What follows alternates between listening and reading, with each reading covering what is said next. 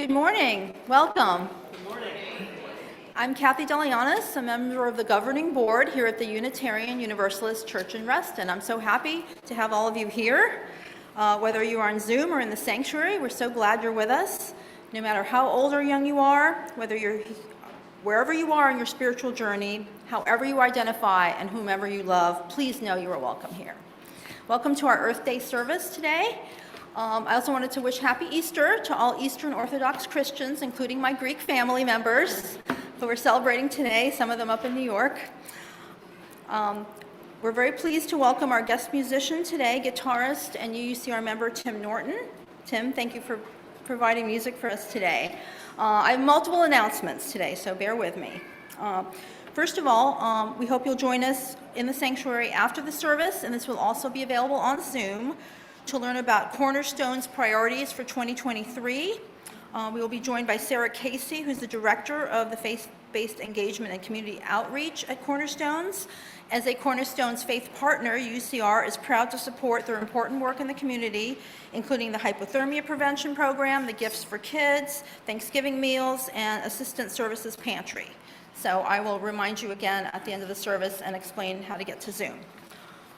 Secondly, UUCR will be voting on adopting the 8th principle at the annual fiscal meeting on May 21st. Prior to the meeting, you're invited to join us for listening circles where you can share your thoughts, concerns, and input. There are currently 4 of these scheduled in May, and you can learn more from our newsletter and also by contacting Kat Hoagland. Thirdly, we hope you've heard the exciting news about our ministerial candidate, Reverend Aileen Fitzke. It was announced last week by the MSC.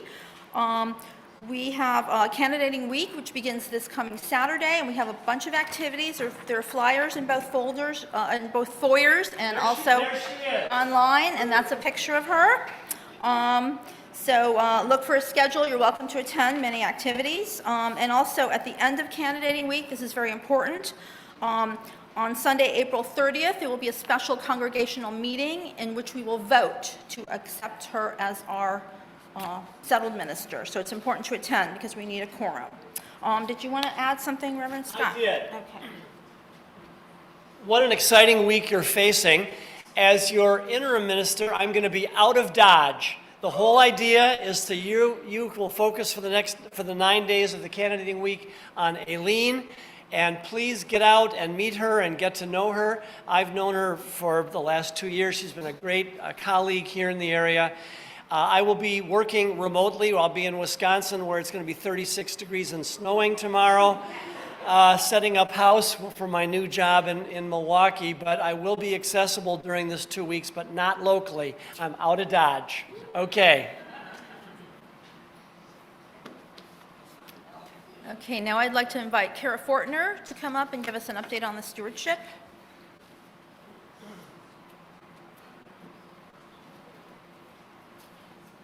Yes, good morning. Yesterday ended our stewardship campaign, and we have still a bit of ways to go. Amelia, do we have the slide and the thermometer for us? It's coming up. There we go. We are at 334,000. Thank you, Ralph. Yay. Still pretty good. We've had to recover from some things over these last few years, and this is still pretty good. We've had a lot of people really give generously, pledge generously, and we still have quite a few people that the board and myself will be tracking down this week. So if you have not sent in your pledge, expect to be hearing from us. Thank you so much for everyone for raising what we have so far raised. Thank you.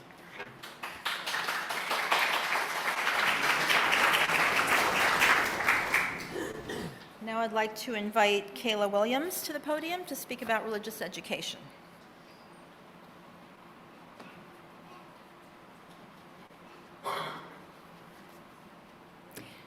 Thank you, Kathy. And Kara's not joking, this is not a stewardship testimonial, but she will track you down. She got my very late pledge just this morning. So please do find her in the foyer or anybody else to help you with that as well.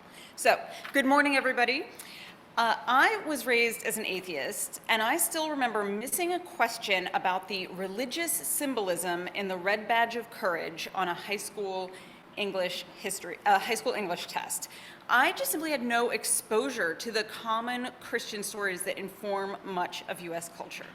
So I wanted more for my own kids, basic knowledge of the tenets of all major faiths around the world, as well as being part of a beloved community that shares my core values and is committed to acts of service. The only place to get all of that, along with OWL, is UU. And here at UUCR, this is only possible with the participation of volunteers. For me, volunteering is a deeply rewarding way to serve this congregation and its children, as well as a way to forge a deeper connection to the lessons my own kids are learning in RE. There's a sign-up page for summer RE volunteers on the table in the East Foyer. We are hoping to offer youth service opportunities, the chance for the kids to participate in Pride this summer, and more. So sign up for the following year is going to go out shortly as well, so please sign up.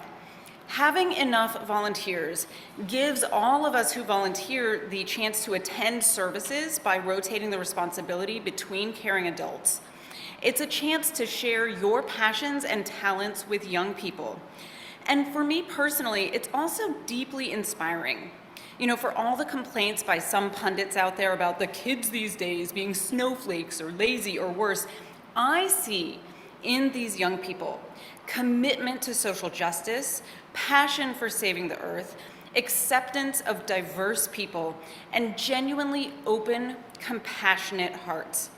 Interacting with them gives me hope for the future and renews my passion to keep struggling to make the world a better place for all. So whether you want to inspire or be inspired or both, please join us in volunteering for religious exploration. Thank you. Thank you.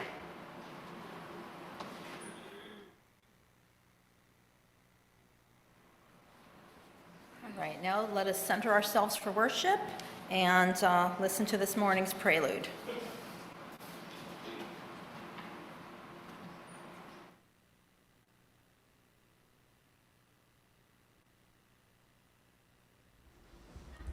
Good morning. As our wonderful intergenerational choir comes up here to sing the prelude with you, I will briefly explain that we're going to sing together the prelude this morning. It's a round called This Pretty Planet. So we're going to start by having our choir sing it once, then we'll practice it with you, and then we'll break into a round. The words should appear up here. Oh, there they are. They're up there for you already.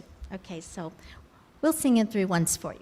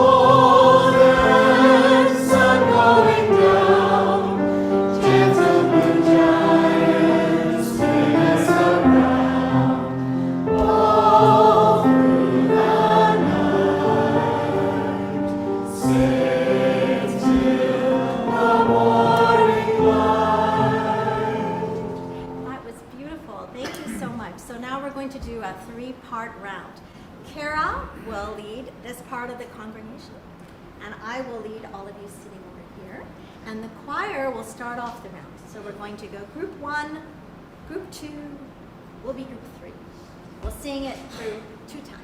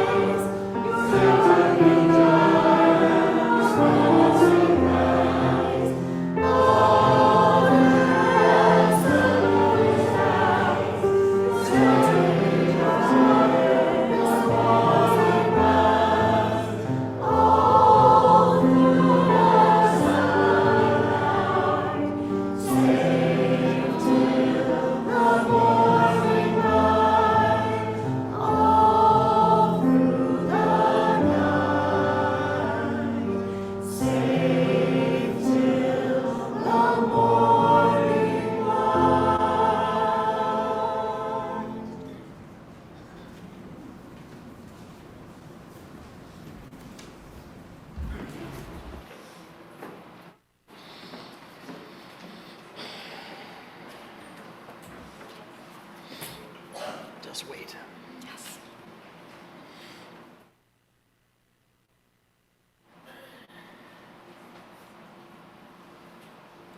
Our opening words this morning come from Chief Dan George, who was a chief of a coastal Salish nation located in what is now British Columbia, Canada. He was also a musician, poet, author, and an Academy Award-nominated actor. The beauty of the trees, the softness of the air, the fragrance of the grass speaks to me. The summit of the mountain, the thunder of the sky, the rhythm of the sea speak to me. The faintness of the stars, the freshness of the morning, the dewdrop on the flower speaks to me. The strength of fire, the taste of salmon, the trail of the sun, and the life that never goes away, they speak to me. And my heart soars. Welcome to Earth Day.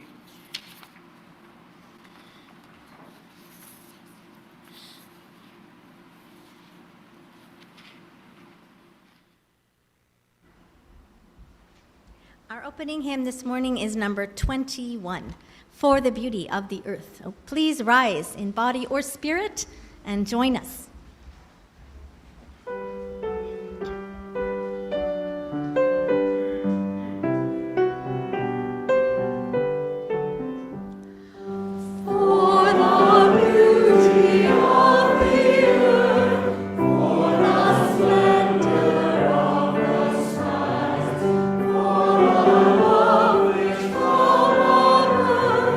Over and around us lies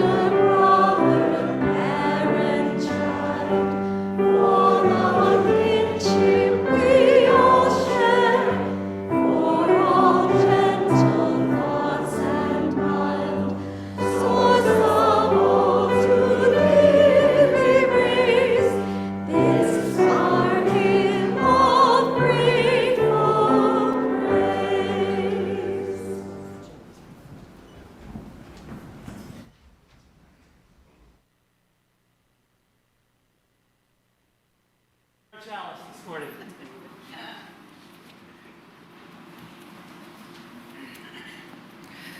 This morning's chalice lighting words come from the wise Shel Silverstein. Forgotten language. Once I spoke the language of the flowers. Once I understood each word the caterpillar said. Once I smiled in secret at the gossip of the starlings and shared a conversation with the housefly in my bed.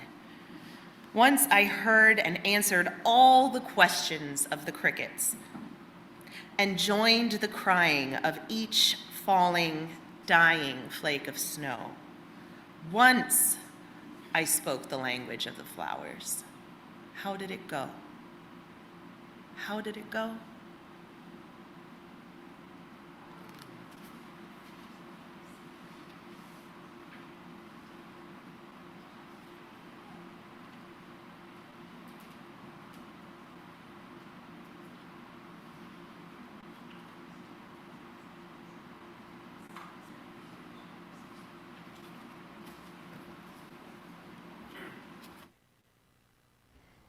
Here at UUCR, we have a tradition of singing our covenant together every Sunday.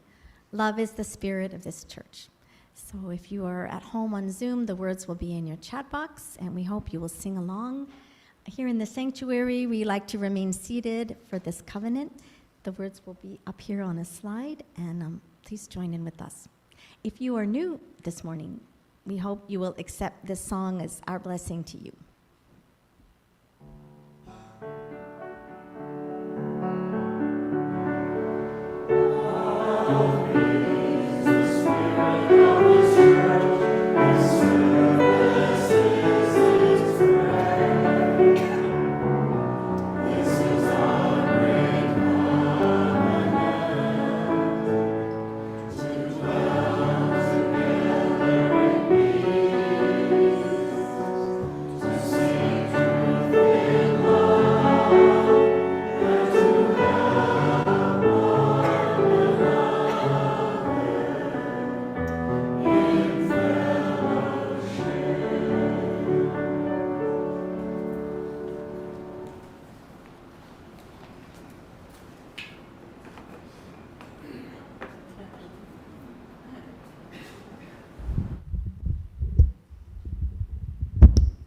Now is the time for all ages, so if you're feeling young of body or young of spirit, I invite you to come forward.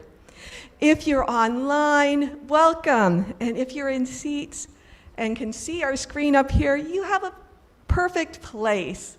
So welcome, welcome, and happy Earth Day.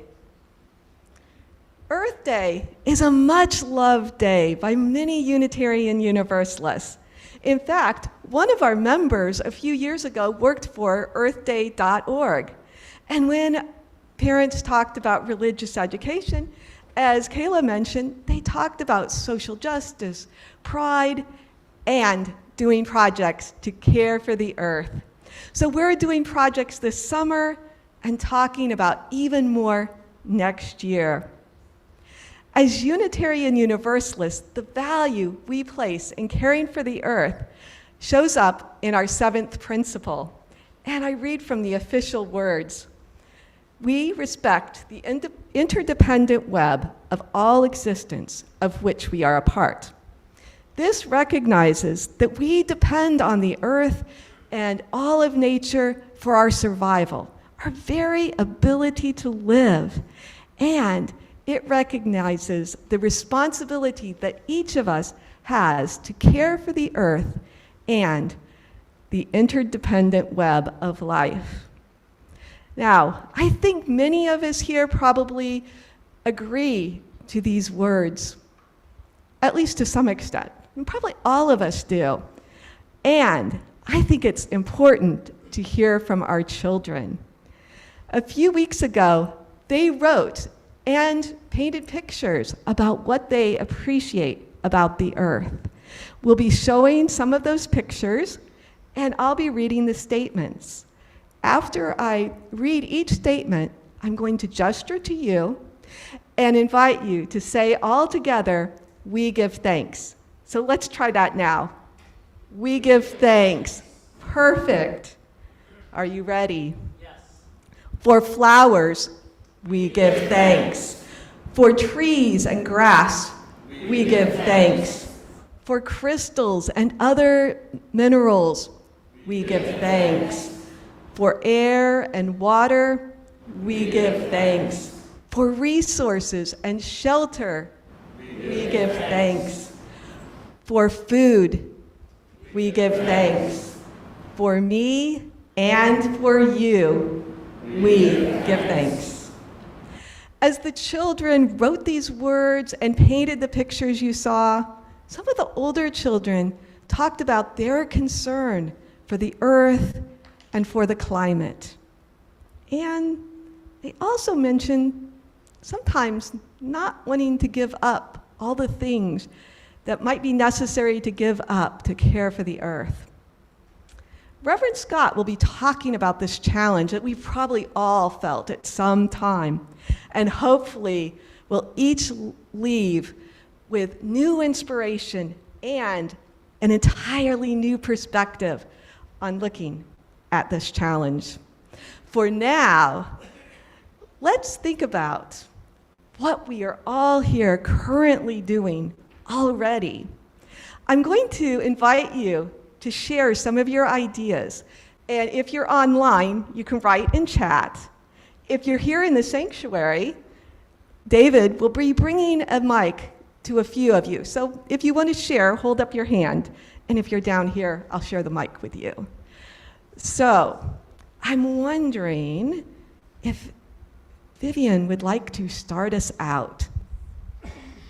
I pick up trash, recycle, and water plants. Thank you. Another of our young people wrote, I save water and electricity. I wonder if anyone else has an idea that they would like to share. I have solar panels on my house to power my electric car. Hey. I see another hand. Another of our gardeners. I compost to reduce landfill. Anything else? Even though Fairfax County doesn't pick up glass, I make sure I bring my glass to those purple bins. I'm hearing people agreeing in different ways with that they do that. Do we have anything on chat? And I see a couple of hands, one here and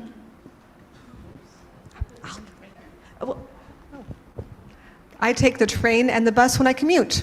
Yay! I don't eat meat. And I see one more over there and Shop at the closet and recycle. So recycle, reduce, and reuse. One more, and that'll be our right up here.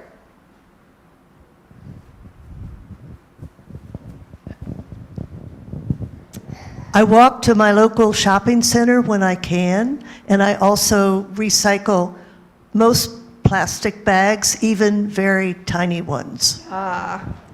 So we are already doing a lot. And as we go through the service today, you'll find a little square on the reverse side of the order of service. And you can write or draw more ideas about what you do or what you might like to do or something you hear during the service. And while people are moving around, you can find pipe cleaners in baskets. There's one on this side of the sanctuary, one here but close to Mike in the AV booth, and one towards the back. And you can make something that will remind you of this service. May we all continue to enjoy and care for our beautiful blue planet. And you may now return to your seats.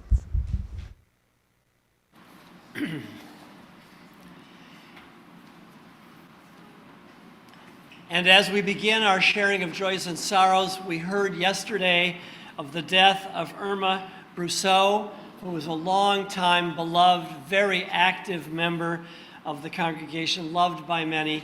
We light a special candle in her memory this hour.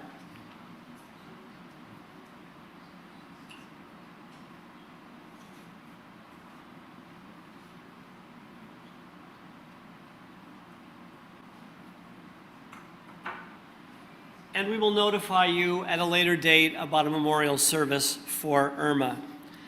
So now is the time in our service that we set aside each Sunday to share our joys and sorrows. If you're joining us remotely this morning on Zoom, which about 60, 65 people do every week, you can write a joy or sorrow in the chat, but please remember that when you do so, that does become public. And now it's time for those of us in the audience here in person to come forward, pick up a stone for each joy or sorrow that they have, and place it in the vessel of water which holds so much of our love. And they can also take a stone from around the vessel to put it someplace in their home, bedstand, breakfast table, to remind them of what is on their heart this day. May our ritual begin.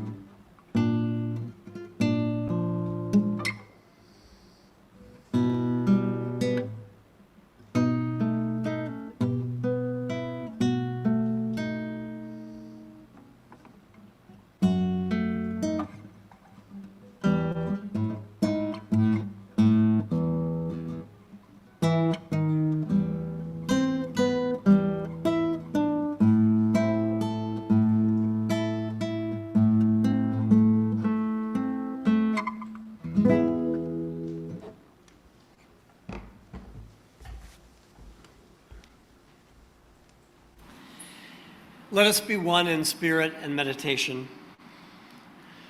Spirit of life and love, which so faithfully animates this complicated creation of ours, we are grateful for this community which remains with us in both times of joy and sorrow.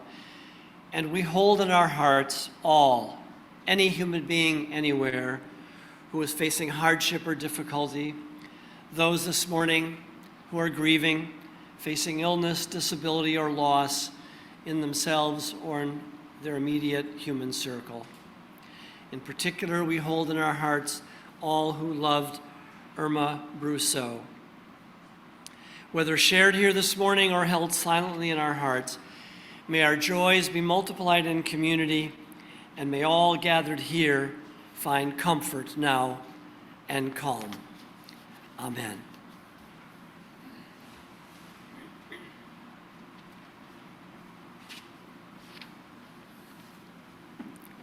As a self-funded church, UUCR relies on the generosity of its members and friends to fund daily operations and to ensure that the church and its resources are here for us and others now and in the future. Pledges support our worship and music programs, our religious education programs, programs for members and friends, community outreach, and connections to Unitarian Universalism. We now invite you to support the work of UU Reston by making your donation to the collection plate if you're here in person or at the link on the slide and in the chat box. Thank you for your generosity and your support of our beloved spiritual home.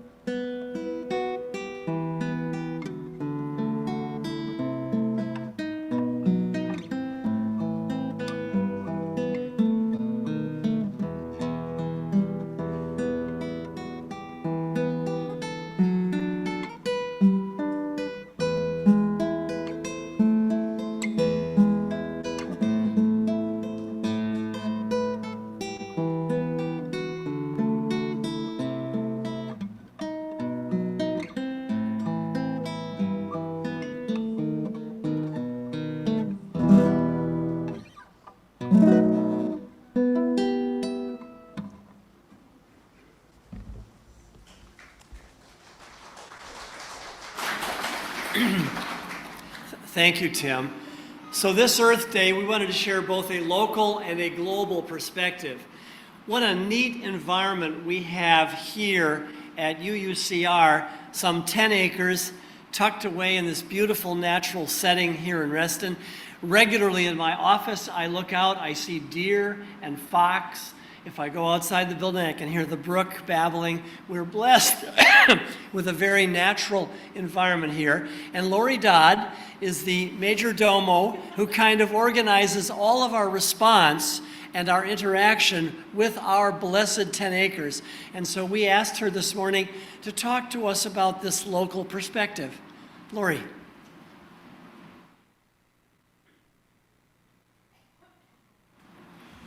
Good morning. In honor of Earth Day, I would like to talk to you about our church garden. You may know that this garden has gone through many changes in our church's more than 50-year history. My own time with the garden spans less than 20 years, but I remember Catherine Mangold planting our flowering crabapple long before my time. The garden has gone through eras defined by the people who worked it: Ed and Ellen McLaren, Sheila Barrows, Susan Forth are but a few of them. It retains some plants from prior eras, especially food plants from its period as a permaculture garden, growing figs and gummy berries. I now call it a nearly native garden. I've devoted many hours to it over the years, both as a service to this congregation and as a form of worship and ministry that runs deep for me. Some of you may already know the many reasons to have a native garden. Native plants are those that lived in our area long before our time, hundreds or thousands of years ago. They evolved alongside the insects and birds, bacteria and fungi, mammals and reptiles, everything that makes up our ecosystem. Our native plants meet the needs of our local native animals and vice versa.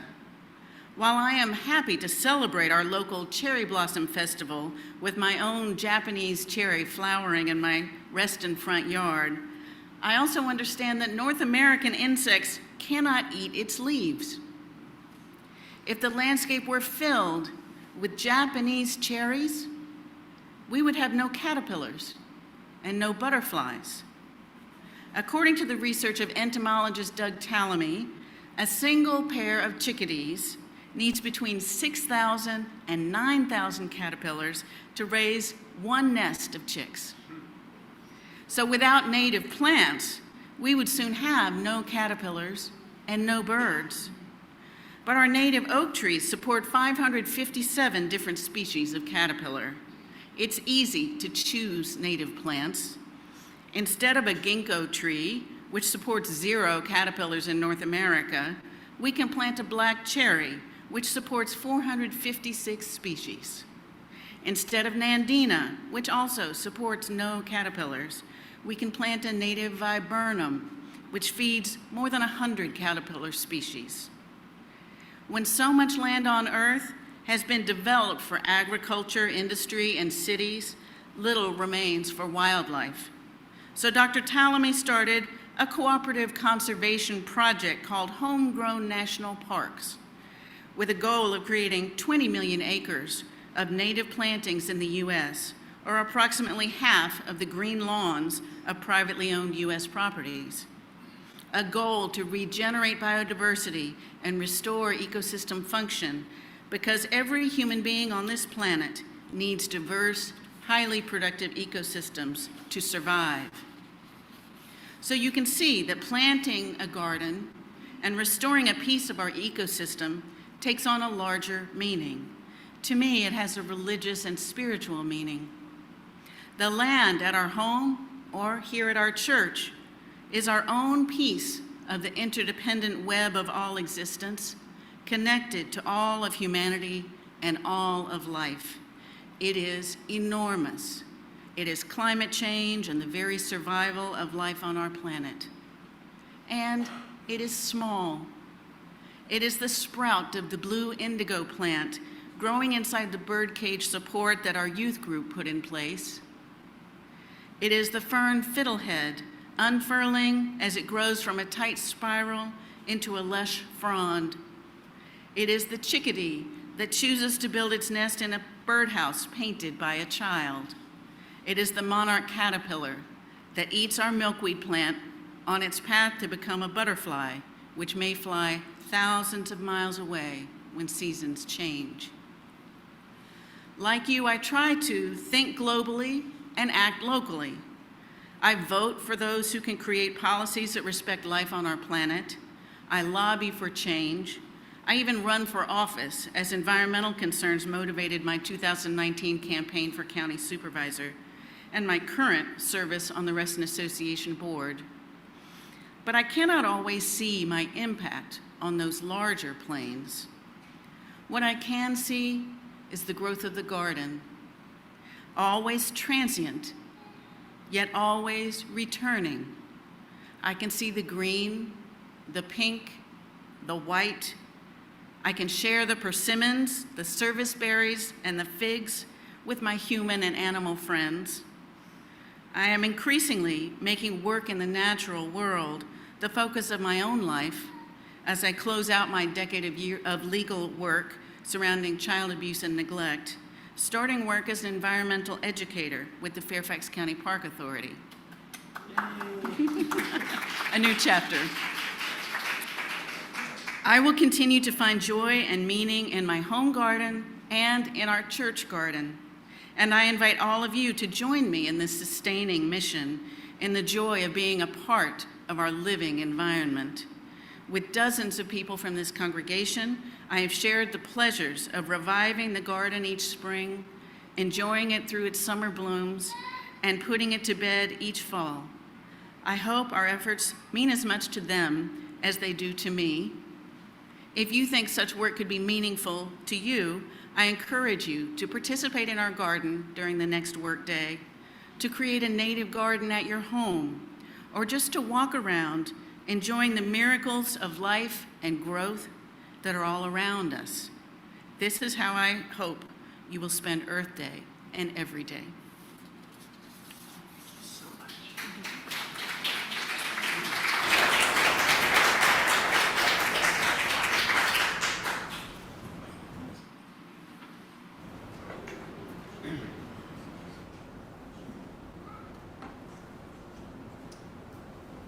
To do a little interactive song together, all of us and the children, to the tune of Here We Go Round the Mulberry Bush.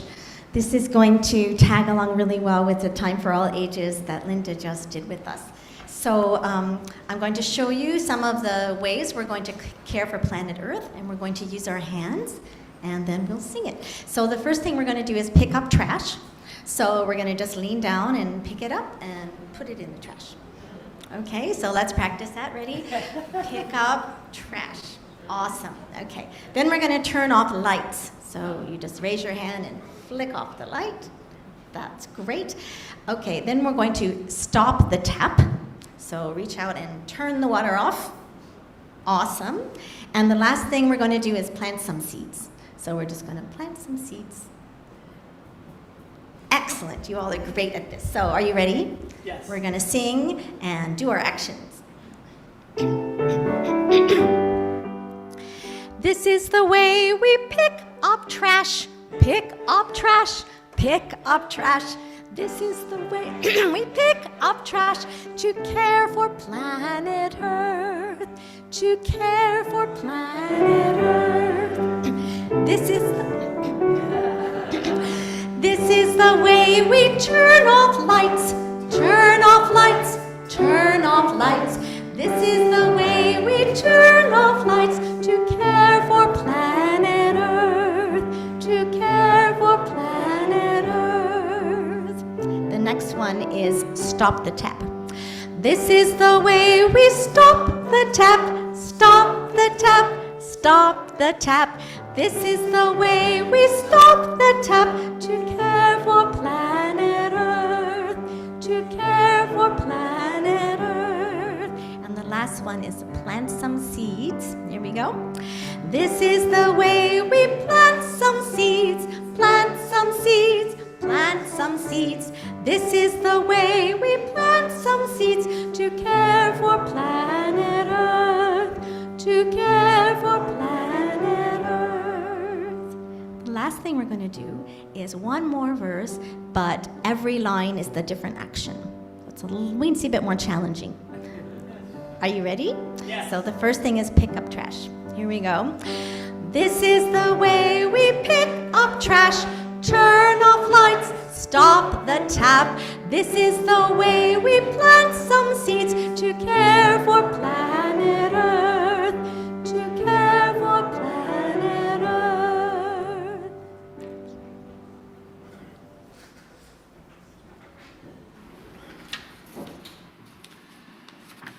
Well, this morning I'm going to begin by letting you in on a little ministerial secret. The special Sundays of the congregational year that reoccur every year, Sundays like Thanksgiving, Christmas, Easter, 4th of July, and Earth Day, are terribly challenging ones for liberal clergy because each and every year we are expected, I know you don't burden me with this, expected to come up with something to say that is fresh, innovative, useful, inspiring, and deep, whatever that means. That at least is the expectation I feel bearing down on me this year, as here we in Reston once again celebrate this all-important spring day that we set aside to honor Mother Earth, and obviously recommit ourselves to the work of doing what is necessary to protect our fragile earthly home. There is no planet B, as the t-shirt says.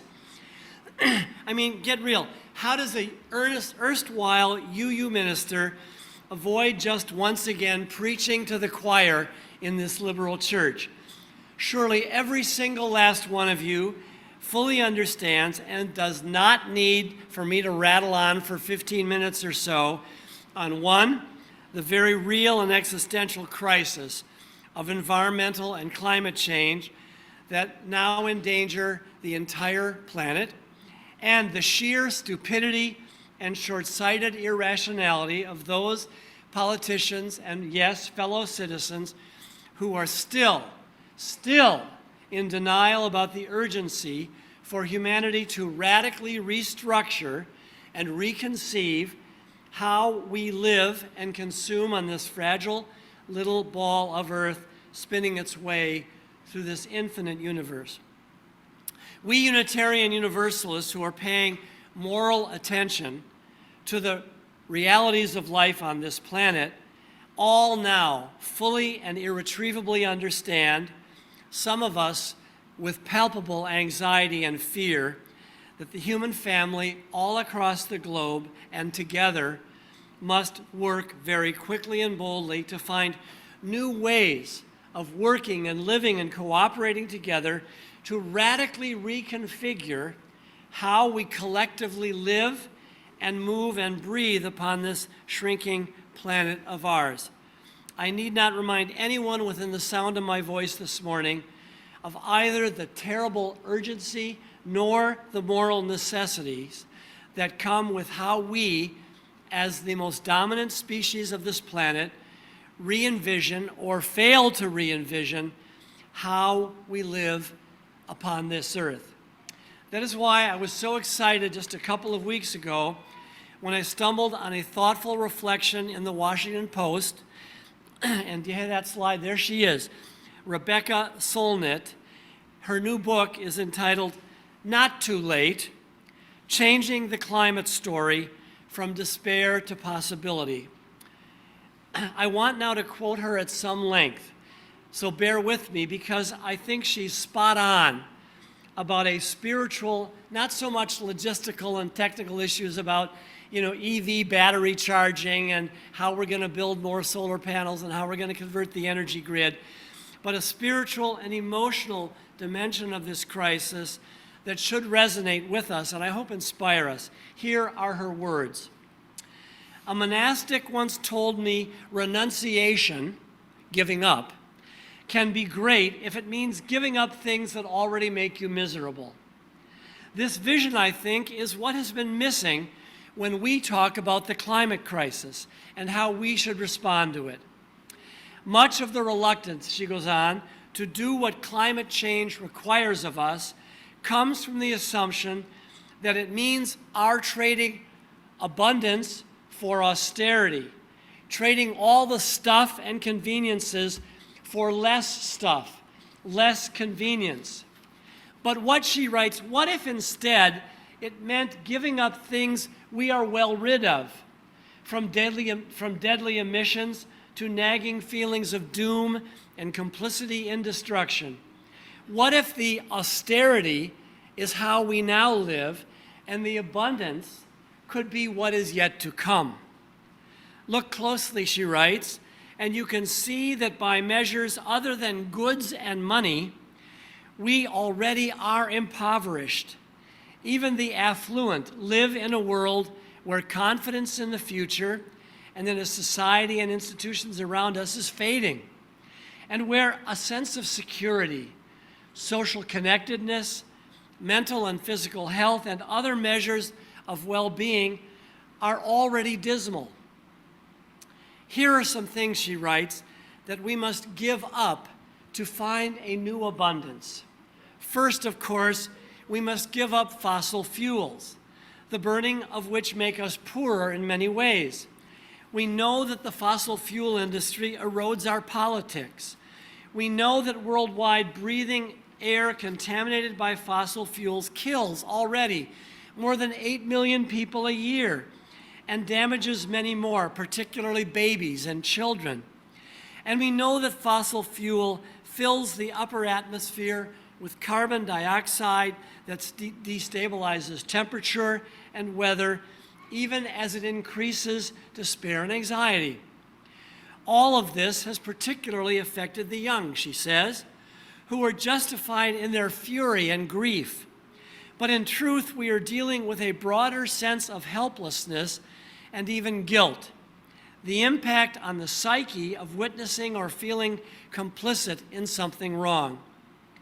This, she writes, is moral injury, and many of us suffer from it.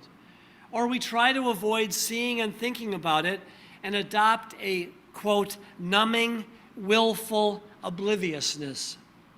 Such numbing, she goes on, breeds inaction when the crisis demands specific action. A swift transition toward renewables, improved designs for the built environment, better care for the natural world in all the ways we interact with it. The good news is the knowledge that we are not separate from nature, but rather dependent on it, is already far more present among us than it was a few decades ago. And then she goes on, the good news is that everywhere I see people rethinking how they work and live, turning this knowledge into reality. This is the environmental cost of the food we eat. I see farmers who consider not just crops for profit, but sustainability of wild things and waterways and nature around them, who work the land for this year's harvest and for the long-term well-being of the whole. I see the resurgence of indigenous power and vision in climate protests, but also the ideas about food, time, and values. I see champions for the oceans and their denizens, for the forests, and for the whole miraculous, beautiful biosphere. Such projects, she writes, needs participation, defense, and expansion. We need to cultivate and amplify this new knowledge until it's how the world works and how we understand the world. And then she makes her key point. To accomplish this, we need a large-scale change in perspective, to reframe climate change as an opportunity, a chance to rethink who we are and what it is we really desire. What if we imagined wealth consisting not of the money we stuff into banks or the fossil fuel-derived goods we now pile up, but what if we considered wealth to be of joy, of beauty, friendship, community, closeness, to flourishing nature, to good food produced without abuse of labor? What if we were to think of wealth and security in our environments and societies and as confidence in a viable future? And then she goes on, Williams Wordsworth once said, getting and spending, we lay waste our powers. What would it mean to recover those powers, to be rich in time instead of stuff? For many of us, she goes on, being busy with work has leached away our capacity to pursue true riches. What if we were to prioritize reclaiming our time through simple methodologies like the 4-day work week, to fret less about getting and spending, and instead, quote, spend this precious resource on creative pursuits, on adventure and learning, on building stronger societies and being better citizens, on caring for people and other species and places we love. And then she goes on, when I researched a book on how people respond to disasters, you know, hurricanes, floods, things of this sort, I was struck less by the fact that most people were brave, altruistic, and able to improvise new social networks and means of survival, and more by the fact that amidst these improvisations, they found something they craved so much more than even amidst death, ruin, and disorder. In crises, people's joy shined out.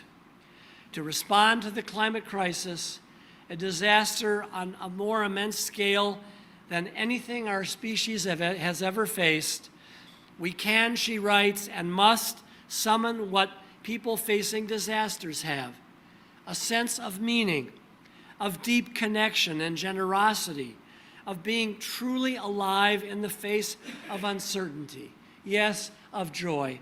And then she ends, this is the kind of abundance we need to meet the climate crisis, to make many or even most lives better.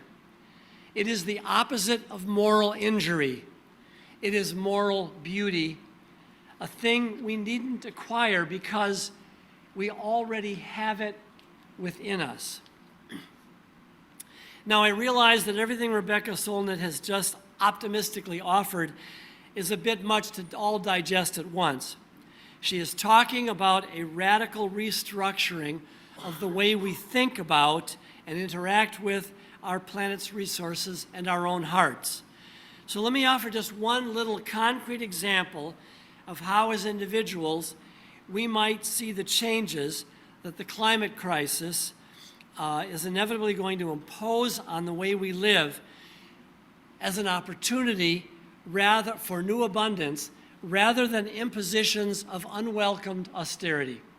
For several years now, my spouse and I, who travel frequently by long distance, we have struggled, Collins and I, with whether or not we are personally prepared to live with the inconvenience and, yes, the additional cost of an e-car. And yes, there were 2 articles in the Post this morning about e-cars and batteries and charging stations and how the current technology isn't quite yet there.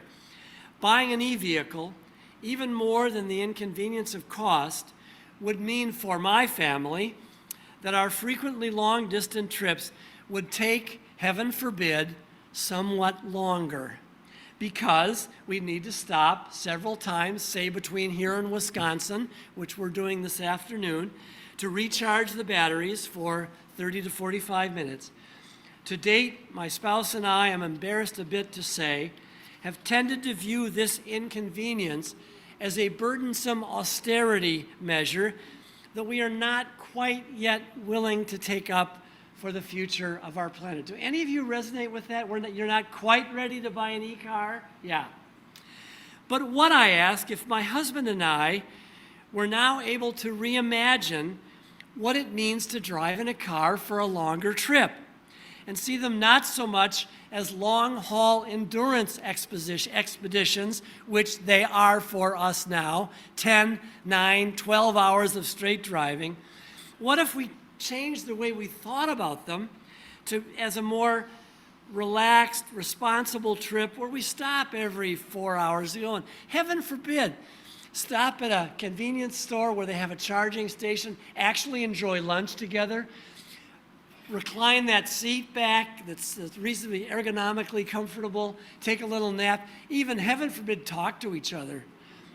You know, this is a shift of attitude about how we're going to have to get from point A to point B, and to view that not as austerity, but as a new form of abundance. Can we make that kind of shift?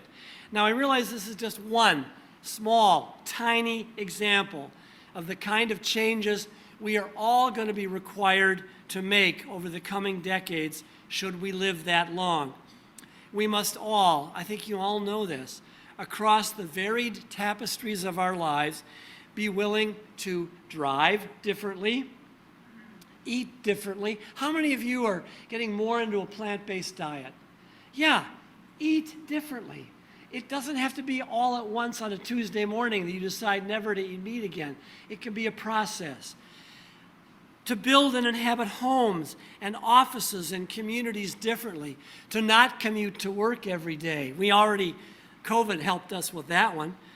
And to live and work in much greater harmony and respect with all the natural habitats and creatures that are around us. We must obviously all give up old, comfortable ways of being clumsily human in this world in favor of new, challenging ways of being responsibly human. Voluntary changes that take on that moral beauty that can be existing, as opposed to the moral harm that we're now doing to ourselves and to our world. So, the spiritual and emotional challenge I set for you this Earth Day, and I've never preached a sermon like this before, so it's new and fresh. It may not be deep, but it's new and fresh, is to join with Rebecca Solnit in seeing the changes which the global climate crisis will require of us, not as austerities of unwelcome sacrifice, but as opportunities for new forms of abundance that we will find if we try them, will liberate us and bless us and save us. That's all I've got for you this morning.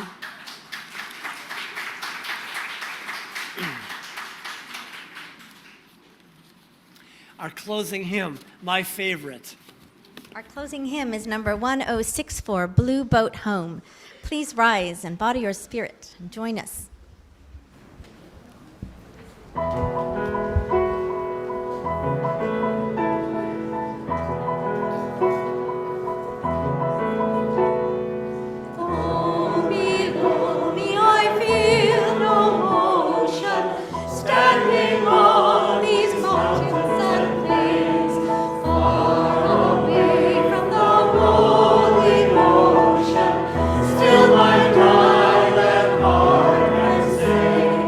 I've been saved.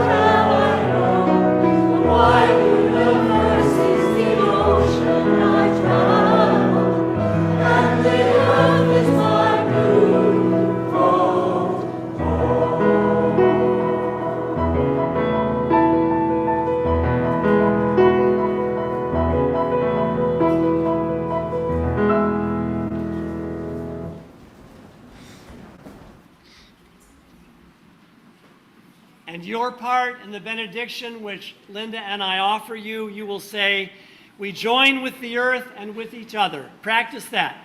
We join with the earth and with each other. To bring new life to the land, to restore the waters, to refresh the air, we join with the earth and with each other. To renew the forest, to care for the plants, to protect the creatures. We join with the earth and with each other. To celebrate the seas, to rejoice in the sunlight, to sing the song of the stars. We join with the earth and with each other to recreate the human community, to promote justice and peace, to remember our children. We join with the earth and with each other. We join together as many and diverse expressions of one loving mystery. Do something today outside, okay?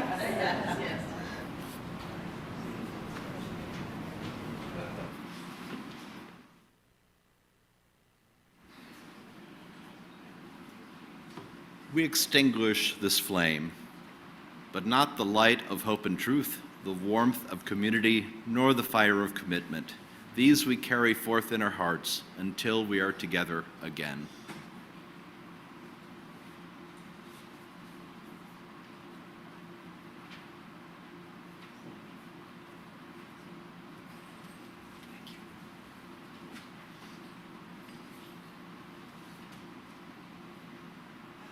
Day is this beautiful song called Happy Earth Day by Tom Chapin. So I hope you will sing along with me. We're going to start by quickly singing the chorus so that you at least can sing that part when we get to the chorus. So we're going to jump to the chorus. I believe there's a slide for you. There we go. Okay, so the chorus sounds like this. Happy, happy Earth Day. Happy, happy Earth Day. From the schools of leaping dolphins and the herds of kangaroo. Happy Earth Day to you. It's a little bit tricky because each time the chorus happens, the third line is different. So just fair warning about that. So let's just try the chorus together. Here we go. Happy, happy Earth Day. Happy, happy Earth Day. From the school of leaping dolphins and the herds of kangaroo. Happy Earth Day to you. That was lovely. So we're going to go from the beginning, and feel free to just jump in anytime you like.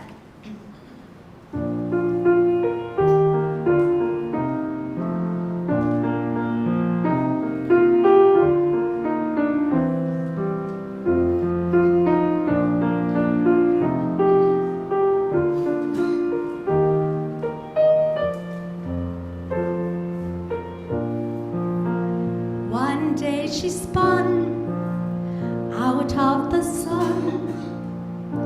Did she know